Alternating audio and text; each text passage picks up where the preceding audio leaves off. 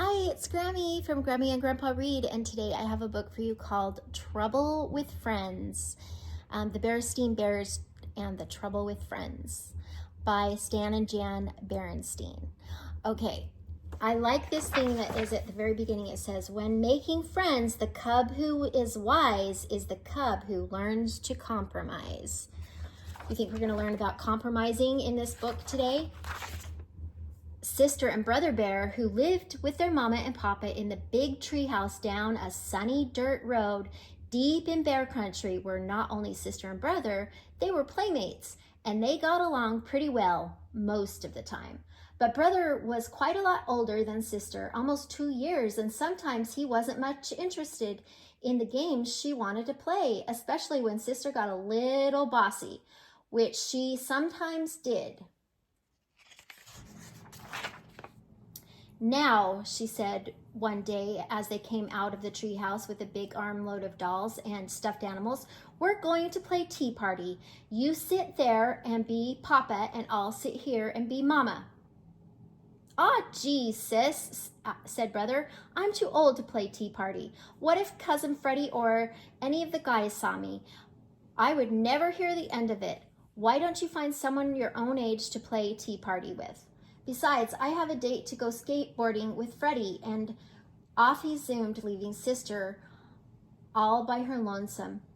All right for you, she shouted. Oh dear, said Mama, who was watching from the treehouse window. There goes brother, off to play with Freddie again. I do wish sister had someone her own age to play with. What about her school friends? Asked Papa, joining her at the window. They all live too far away, sighed Mama, as she watched lonesome sister start jumping with a friendly frog. Soon a butterfly joined in. She has her forest friends, the frogs and the butterflies, to play with, said Papa.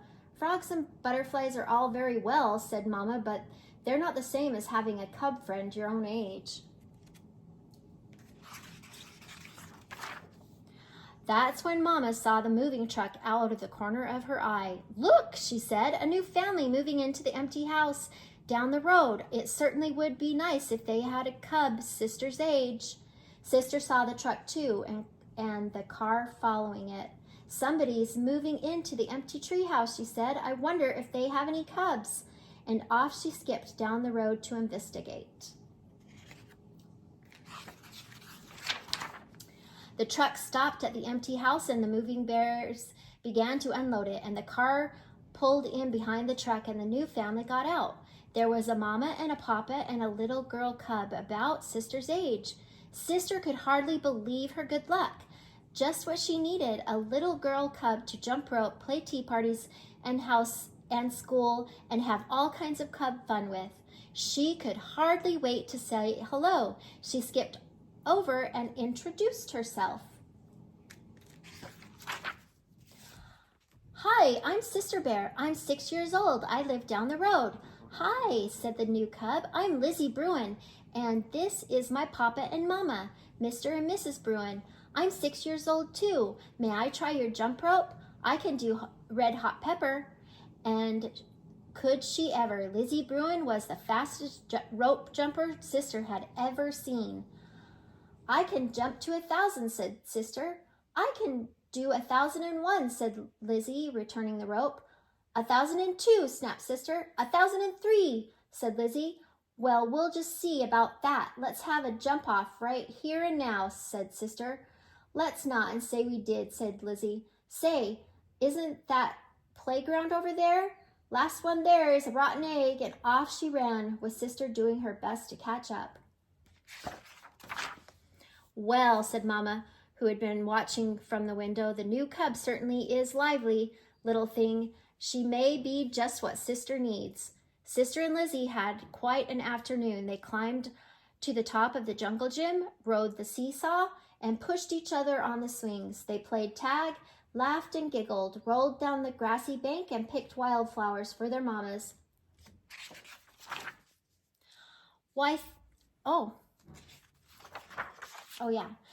thank you, Sister. How lovely, said Mama, putting the wildflowers in water. Well, what's your new friend like? Her name is Lizzie. She's 6 years old. She's an only cub. And Sister said, she's a little bossy. Oh, said Mama. Well, you certainly seem to be having fun.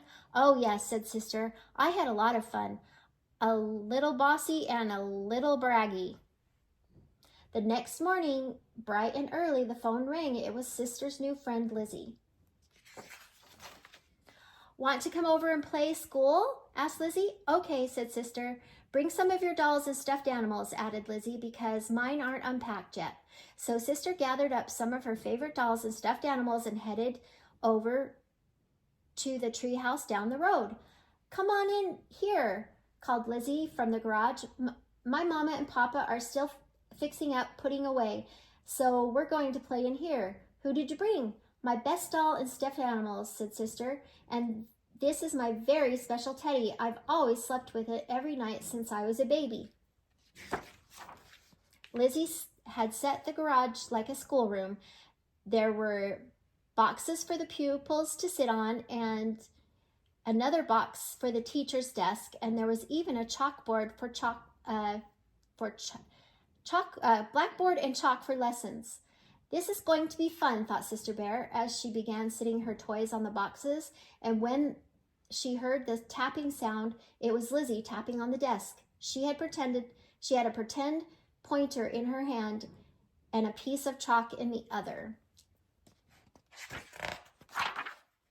Please be seated, Sister. It's time for your lessons. Today I'm going to teach you the alphabet. The first letter of the alphabet is... Now, just a minute, protested Sister. Who said you're going to be the teacher? When I play school, I'm the teacher.